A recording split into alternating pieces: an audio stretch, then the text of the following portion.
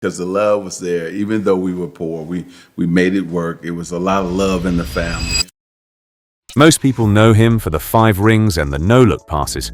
But did you know that in 1981, Magic Johnson signed a contract so long and so massive that his own teammates turned against him? Irvin.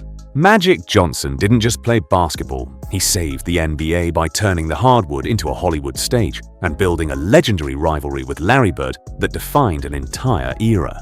Beyond the Showtime assists, we're going to look at his high-stakes transitions into a billionaire mogul, from his custom Gulfstream jet and $1.3 million a week mega yacht charters to the massive business empire that made him one of the wealthiest athletes in history. Irvin Johnson Jr. was born on August 14, 1959, in Lansing, Michigan, into a household that pulsed with noise, discipline, and relentless competition. The youngest of 10 children, he grew up in a modest home where space was limited, but expectations were not. His father returned each day from grueling shifts on a General Motors assembly line. His mother from long nights cleaning schools, both soldiers of routine, teaching their children that hard work was not up for debate. In this house, effort was currency. From his mother came one of the most lasting lessons. A simple chore, mopping the floor, became a mirror for character. If a single corner was missed, the task began again. That insistence on doing things right settled into Irvin early, staying with him like a quiet echo. Long before the applause, he learned that excellence wasn't accidental. It was built, stroke by stroke. Outside, basketball became his proving ground. The cracked driveway behind the Johnson home doubled as a classroom where older, stronger boys played without mercy. Irvin was often outmatched, but he learned to survive not by force, but by feel. Like a chess player trapped in a faster game, he learned to see moves before they unfolded. He passed instead of forcing, trusted instead of overpowering, discovering that control didn't always mean scoring, it meant orchestrating. By the time he reached Everett High School, that instinct had evolved into something undeniable. Standing 6'9", Irvin moved with the grace of a guard and the calm authority of a leader. He didn't just play the game, he conducted it, pulling teammates into rhythm, turning chaos into flow. One night, he delivered a performance so complete, 36 points, 18 rebounds, 16 assists, that words failed to contain it. A local headline tried anyway, Magic. The name endured because it fit. His joy spread like electricity, lifting teammates, igniting crowds, reshaping the energy of the court. Under his leadership, Everett High surged to a state championship, not through dominance alone, but belief. They played as one body, one vision. He entered the NBA in 1979 like a rising tide, inevitable and powerful, selected first overall by the Los Angeles Lakers. He didn't arrive hoping to adjust. He arrived ready to transform. At 6'9", smiling and fearless, he brought a new rhythm to professional basketball, one that moved faster, brighter, and far more joyfully than the league had ever known. From the start, Magic played as if he could see the future unfolding a second before everyone else. His passes sliced through defenses like light through glass, turning fast breaks into theater. Then came the moment that sealed his legend. In the 1980 NBA Finals, with Kareem Abdul-Jabbar sidelined, the rookie stepped into the spotlight, out of position, under pressure, and delivered a performance that felt almost imagined. 42 points, 15 rebounds, 7 assists, and an NBA title. At just 20 years old, he became the youngest Finals MVP in history, announcing that this was no ordinary career. It was a movement. The 1980s became Magic's domain.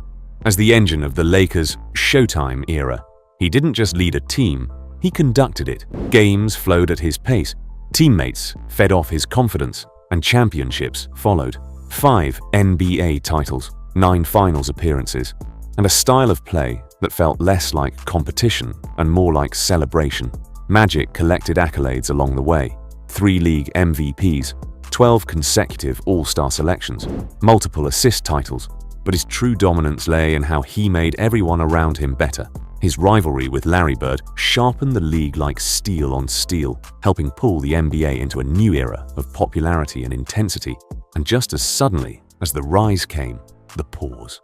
In 1991, at the height of his power, Magic announced his retirement after testing positive for HIV. The moment froze the sports world.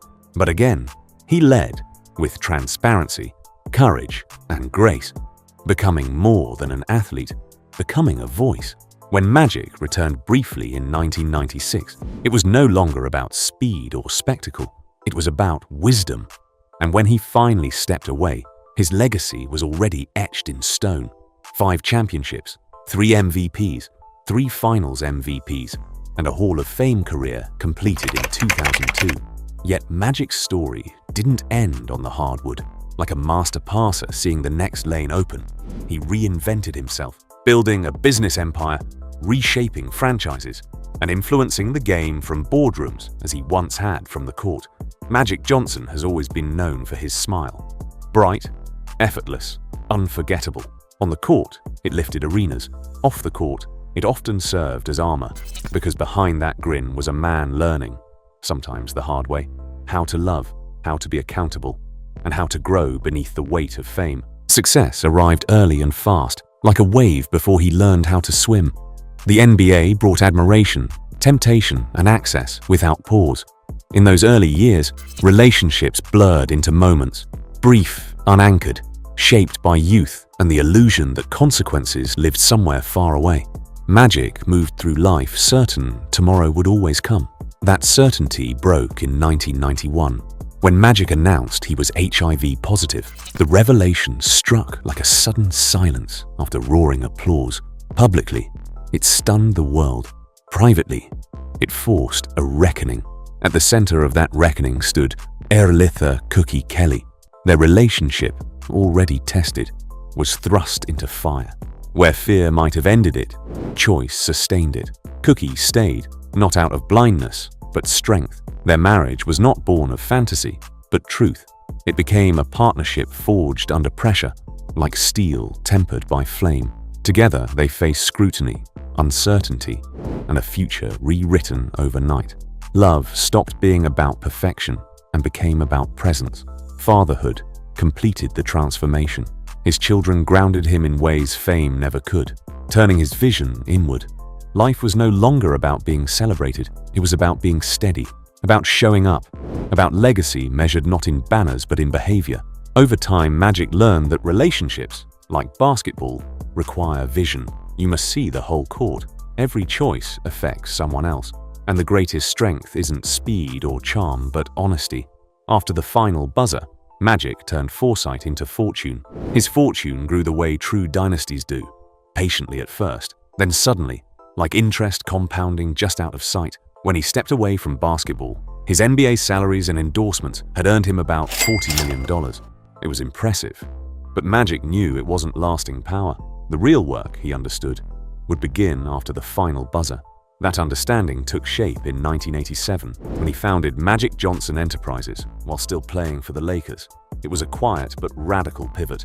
While many athletes chased flashy endorsement checks, Magic chased ownership. He didn't want his name on a product. He wanted his hand on the wheel. Every deal he touched was built on equity, control, and long vision. Like a coach designing a play not for one possession, but for an entire season. That approach paid off spectacularly in 1998, when Magic convinced Starbucks to expand into urban neighborhoods most corporations had written off. It was a bet based on insight rather than sentiment. He opened more than 125 Starbucks locations, reshaping them to reflect the communities they served. A dozen years later, in 2010, he sold his stake back to Starbucks for approximately $100 million, turning coffee into capital with the precision of a perfectly timed fast break.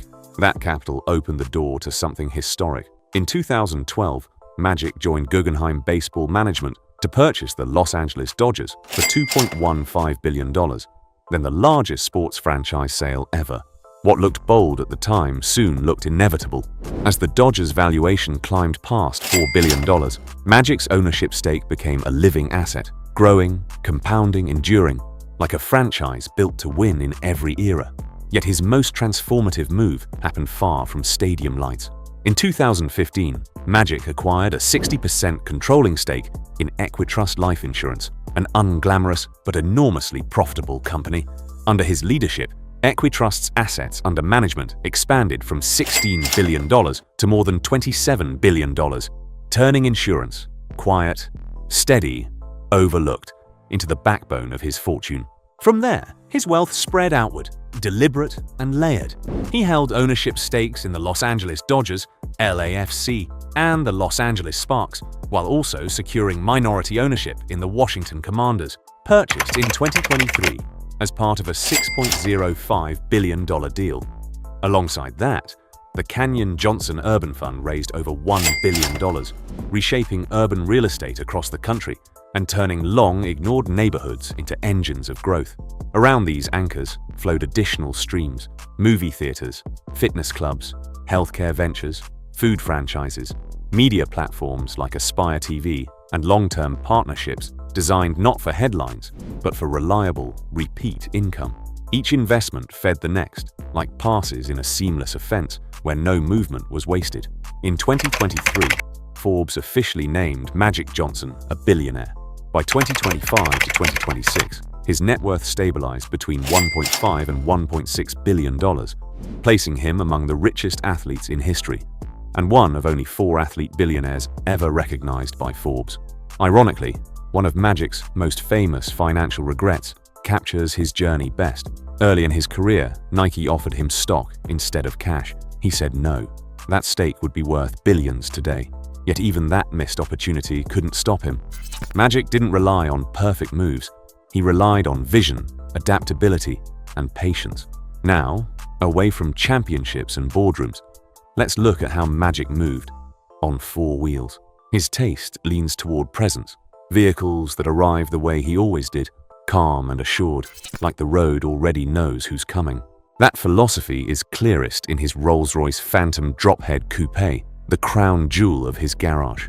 With only 237 units ever made, the Phantom cost about $500,000 when new, with pristine examples now valued as high as $650,000. It doesn't announce itself, it glides, powerful and deliberate, like a fast brake that never rushes.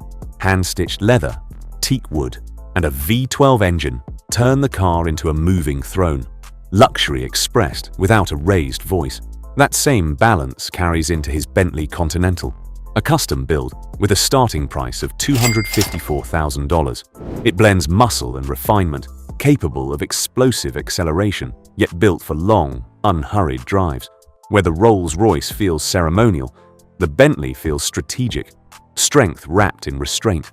For everyday dominance, Magic favored size and comfort, rolling in a Cadillac Escalade priced between $79,000 and $105,000 depending on the trim. Less sports car than command post, the Escalade fits him perfectly. Big, confident, and unapologetic. Earlier in his career though, Magic experimented.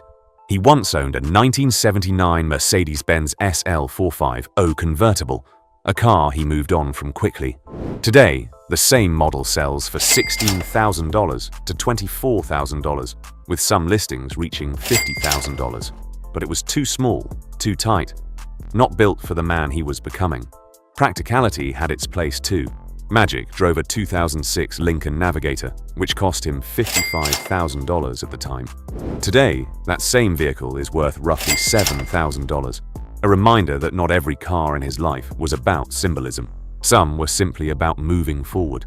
And when Magic went home, the spaces he chose told their own story. His first statement came early. In 1981, barely into his NBA career, Magic built a custom estate in Bel Air's Morriga Estates, paying $600,000 for a home that already felt larger than life. Stretching over 10,000 square feet, it featured 6 bedrooms, a locker room, and an indoor basketball court visible through glass. Part home, part sanctuary. Decades later, that same property would be listed for $14.5 million. Proof that value, like vision, compounds with time. As his life shifted, so did his relationship with space. Marriage and legacy pulled him toward privacy, and Magic eventually settled into an estate in Beverly Park, one of Southern California's most guarded enclaves. Valued between $35 million and $40 million, the home traded spectacle for stillness. No dramatic reveals, no open displays, just quiet luxury, like a veteran player who no longer needs the crowd to feel powerful. Magic also carved out balance. In 2007, he purchased a 3-story Mediterranean mansion in Dana Point for $7.6 million, perched above the Pacific with views stretching toward Catalina Island. With an elevator, home theater, wine cellar, and pool, the house feels less like a trophy and more like a deep breath, ocean air replacing arena noise. He doesn't spend to impress, he spends to exhale. For him, luxury is about comfort, privacy, and control, not noise. Every indulgence feels intentional, like a man who understands that the real prize is peace. That approach defines how he travels. Each summer, Magic slips into the Mediterranean aboard elite super yachts like Phoenix 2 and Whisper, floating worlds valued between $138 million and $150 million. He charters them at $1.25 million to $1.5 million per week, surrounding himself with family and close friends. These yachts offer everything: gyms with ocean views, spas, private cinemas, helipads, full crews, operating quietly, like a perfectly run system. 6 weeks at sea can climb past $7 million, yet Magic treats it less like spectacle and more like ritual. When the water gives way to air, the standard stays the same. Magic favors private jet travel for discretion, with high-end charters typically costing $20,000 to $50,000 per flight hour, turning long journeys into smooth transitions instead of interruptions. Even the details are restrained. Magic's taste in Swiss timepieces leans classic and understated, with comparable watches ranging from $50,000 to $150,000. Luxury that whispers rather than shouts. And when it comes to dining, evenings along Capri, Portofino, or Monaco can easily reach $10,000 to $20,000. Once private chefs, rare wine, and exclusivity enter the room, greatness doesn't silence controversy. It attracts it. The most defining moment came in 1991, when Magic announced he was HIV positive. At a time when fear outweighed understanding, the news transformed him overnight. From global icon to public lesson, his private life was dragged into the open, judged and speculated on. Instead of hiding, Magic retired immediately, choosing responsibility over resistance. What some interpreted as fear became, in hindsight, leadership at a moment the world wasn't ready for. That scrutiny followed him. Years later, Magic openly addressed personal mistakes made during his rise to fame, including infidelity. The controversy wasn't about denial, it was about accountability under relentless exposure. Magic didn't deflect. He owned it, letting honesty carry the weight. Another test came off the court. When Magic returned to the Lakers as president of basketball operations, expectations soared. But the job proved volatile. His tenure was brief and criticized for public disagreements and lack of structure. In 2019, he resigned publicly before informing ownership, sparking debate over transparency versus professionalism. As always, his honesty divided opinion.